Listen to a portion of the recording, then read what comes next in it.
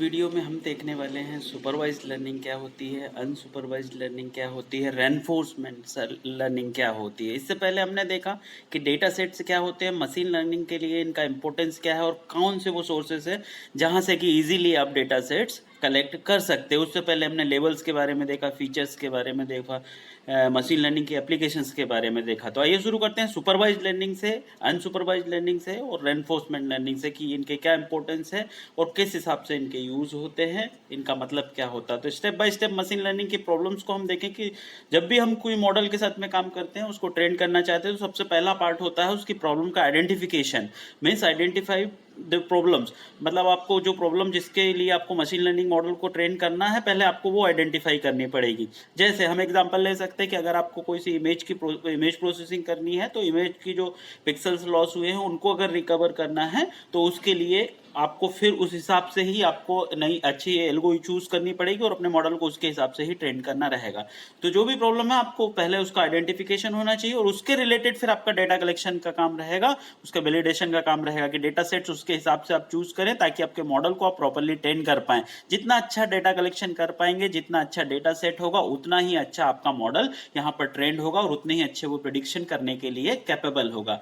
Third portion में आ जाता है मॉडल बिल्डिंग। तो मॉडल बिल्ड करेंगे और इस डेटा के हेल्प से ही आप उसको ट्रेन करने वाले हैं, टेस्ट करने वाले हैं, ताकि फिर आप उससे एज ए फीडबैक में उससे प्रिडिक्शन ले सके और उस प्रिडिक्शन को हम यहाँ पर देखेंगे कि कितने परसेंट एक्यूरेसी आ रही है। तो ये एक जनरल प्रोसेस होती है मशीन लर्निंग की। अब हम सबसे पहले बात कर लेते हैं कि भाई ये सुपरवाइज लर्निंग क्या होती है, हमारे मॉडल को किस हिसाब से ट्रेन किया जाए कि हम इसको बोल रहे हैं कि सुपरवाइज लर्निंग है। सपोज करें यहाँ पर हमारा मॉडल को अगर मैं डिफरेंट डिफरेंट एप्पल्स, यहाँ पर एप्पल्स का सेट दिखा रहा हूँ कि भाई ये जो है एप्पल होता है और इसको एप्पल के मैंने उसको ट्रेन कर दिया और फिर मैं उसे एक एप्पल दिखाता हूं बाद में कि भाई ये कौन सा फ्रूट है, ये आप मुझे पहचान के बताओ। तो मॉडल से मैं एक्सपेक्ट करता हूं कि भाई इसको मैंने पहले ट्रेन कर दिया, दिखा दिया था कि ये फीचर्स है, ये कलर होता है, ये इस टाइप का शेप होता है, तो ये एप्पल है। तो उसका आउटपुट में मैं यहाँ पर प्रेडिक्शन में यहाँ पर इससे एक्सपेक्ट कर रहा हूँ कि ये बता दे कि ये एक एप्पल है। तो इस टाइप की लर्निंग को मैं कह देता हूं यहां पे कि ये सुपरवाइज लर्निंग है। अब सुपरवाइज लर्निंग में होता क्या है किस हिसाब से, तो जो हमारा डेटा सेट है वो ऑलरेडी टैग्ड डेटा होता है, फीचर्स और लेवल्स इस डेटा सेट में प्रेजेंट होते हैं। रिग्रेशन और क्लासिफिकेशन, ये वाली प्रोसेस यहाँ पर ये हमको इसके आउटपुट्स होते हैं। तो रिग्रेशन क्या होता है भाई, रिग्रेशन में जब हम कोई प्रेडिक्शन में किसी वैल्यूज को पॉइंट वाइज, अगर आप मैं बोलूं कि न्यूमेरिक वैल्यूज को यहाँ पर हम ले रहे हैं, जैसे स्टॉक मार्केट से रिलेटेड मैंने अगर मॉडल को ट्रेन किया हुआ, तो मैं प्रेडिक्शन कर रहा हूँ कि उसकी कंटिन्यूस वैल्यू को वो प्रिडिक्ट कर दे, इज ए रिग्रेशन, कि भाई वो मुझे बता दे कि नेक्स्ट वाला इसमें कौन सी वैल्यू आने वाली है। अगर मैं और भी कुछ टाइप की चीजें कर रहा हूँ कि जिससे कि न्यूमेरिक वैल्यू को मैं फाइंड आउट कर पाऊँ, कंटिन्यूस वैल्यूज जो आने वाली है वो कौन सी वाली वैल्यू अभी आगे आने वाली है, पहले मैंने उसको ट्रेन कर दिया अपने मॉडल को और अगली वाली वैल्यू को मैं यहाँ पर उससे एक्सपेक्ट कर रहा हूँ कि वो मुझे बताए, इज ए रिग्रेशन। क्लासिफिकेशन में जिस हिसाब से कि मैं भाई यस और नो या दो कंडीशन से, या फिर आप में उसको क्लासिफाइड कर रहे हैं कि भाई ये मेल है या फीमेल है ना, ये 0 है 1 है, या फिर आप जिस हिसाब से भी कि भाई ट्रू है फॉल्स है, तो इट इज अ क्लासिफिकेशन। तो ये क्लासिफिकेशन वाली प्रोसेस हो जाती है। तो रिग्रेशन एंड क्लासिफिकेशन होता है सुपरवाइज लर्निंग में। फीचर्स एंड लेवल्स यहाँ पर प्रेजेंट होते हैं, ऑलरेडी जो डेटा है वो टैग्ड रहता है। अब हम बात करते हैं अनसुपरवाइज लर्निंग की। अनसुपरवाइज लर्निंग में देखिए वहां पर हमने सिमिलर टाइप का फ्रूट दिखा दिया, यहाँ पे अब मैं सारे फ्रूट्स को अगर कंबाइन करके मॉडल को ट्रेन करता हूँ, पहले मैं उसको ये सारी चीजें फिट करा देता हूँ, उसमें कुछ एप्पल भी है, कुछ बनाना भी है और भी कुछ फ्रूट्स हो सकते हैं, गुआवा भी है, पाइनएप्पल भी है, ये सारी चीजें मैंने एक साथ उससे दिखा दी और फिर मैं उसे बता रहा हूँ भाई ये फीचर्स है, ये से ये एप्पल होता है, ये इस टाइप से ये बनाना होता है और ये। तो इस हिसाब से अगर मैं ट्रेन कर देता हूँ, तो अनसुपरवाइज लर्निंग में मैं मॉडल से एक्सपेक्ट कर रहा हूँ कि भाई ये यहाँ पर अलग अलग टाइप के क्लस्टर कर दे और अलग अलग टाइप के उसके उनको बता दे कि ये इतने एप्पल्स हैं, इतने यहाँ पे गुआवा है, इतने यहाँ पे बनाना है, यहाँ पे पाइनएप्पल है, और सबको अलग अलग बंच यहाँ पर करके मुझे दे दे। तो इस टाइप से मैं इस कैटेगरी को लर्निंग को रखता हूँ अनसुपरवाइज लर्निंग में।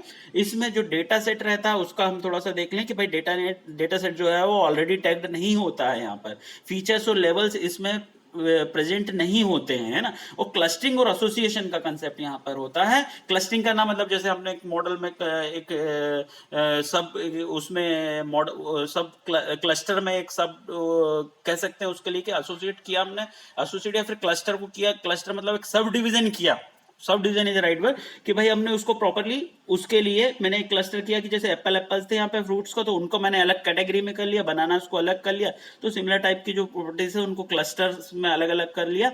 And the second thing is association. अब एसोसिएशन क्या चीज होती है कि भाई इसको एक एग्जांपल के थ्रू देख लेते हैं। जैसे किसी ने परचेस किया है कि कीबोर्ड परचेस किया है, माउस परचेस किया है, तो मैं ये भी एक्सपेक्ट कर लूंगा कि भाई इसके पास में तो डेस्कटॉप होगा ही, तभी इसने ये माउस भी लिया और कीबोर्ड भी लिया, क्योंकि ये एसोसिएट है किससे, हमारे डेस्कटॉप से, उसके पास कंप्यूटर सिस्टम तो होगा ही, है ना। तो उस हिसाब से कई एग्जांपल्स आप इसे देख सकते हैं कि जिनसे हम एसोसिएट वैल्यूज को एक्सपेक्ट कर रहे हैं कि भाई ये चीजें हैं तो वो भी उसके पास होगी ही, तो ये हो जाता है उसमें एसोसिएशन। और ट्रेनिंग यहाँ पर मॉडल के पहले से डन नहीं होती है, ये टाइप हो जाता है अनसुपरवाइज्ड लर्निंग का। तो यहाँ पर हमने देखा कि जो थर्ड टाइप का होता है वो रेनफोर्समेंट लर्निंग होता है, रिवॉर्ड बेस्ड है, कि भाई ये वाली पर्टिकुलर टास्क हुआ तो इतने रिवॉर्ड आपको मिलेगा। जैसे कुछ जॉब्स में जैसे सेल्स पर्सन जो होते हैं उसमें उनको टारगेट दिया जाता है, भाई टारगेट इतना हो तो इतना इंसेंटिव आपको मिलने वाला है, कुछ उसी हिसाब से आप देख सकते हैं। तो इनकी एप्लीकेशन क्या होगी, रिवार्ड बेस्ड पे, कि भाई ये टास्क इतना हुआ तो आपको ये उसके बदले में ये रिवार्ड मिलने वाला है। तो इसके ये वाली जो लर्निंग है ये जनरली यूज होती है गेम्स वगैरह क्रिएट करने के लिए, जहां पर कि इसका यूज होता है रेनफोर्समेंट लर्निंग का। तो इनके एप्लीकेशंस आप यहां पर देख सकते हैं, अलग अलग हमारा बिल्डिंग गेम्स में होता है, ट्रेनिंग को रोबोट्स में काम आता है रेनफोर्समेंट लर्निंग का। सुपरवाइज लर्निंग की अगर हम बात करें तो भाई वेदर प्रिडिक्शन, वो वैल्यूज को उनकी वो नेक्स्ट वैल्यूज जो रहती है कंटिन्यूस वैल्यूज उनको दे सकते हैं। सेल्स के फोरकास्ट कि भाई पिछले मंथ तक कितना सेल हुआ था तो अगली बार में कितना होना चाहिए और ये कितना होने वाला है। स्टॉक प्राइस का एनालिसिस भी सुपरवाइज लर्निंग के थ्रू कर सकते हैं। अनसुपरवाइज लर्निंग में हम यहाँ पर क्लस्टर या सेगमेंटेशन, जिसमें कि मैंने बताया था कि अलग अलग सब एरियाज में बदल देते हैं, उनको हम लिए प्रॉपर वर्ड रहेगा, उनको एक अलग अलग सेगमेंट्स में बदल देते हैं या फिर अलग अलग उनको क्लस्टर में बदल देते हैं कि भाई ये इतनी एज ग्रुप के लोगों को एक अलग उसमें रख लिया जाए, इसको अलग रख लिया जाए, अलग अलग। जैसे मैंने एक टोकरी में मल्टीपल फ्रूट्स है तो उसमें बनाना को अलग रख लिया, एप्पल को अलग रख लिया, इस हिसाब से ये क्लस्टर्स में कर लेगा इसको। ये इस टाइप के कुछ एनालिसिस के लिए ये तीनों टाइप की लर्निंग यहाँ पर यूज होती हैं। तो जनरली हमारे मॉडल को ट्रेन करने के लिए ये यूज की जाती हैं। आई होप कि आपको समझ में आया होगा।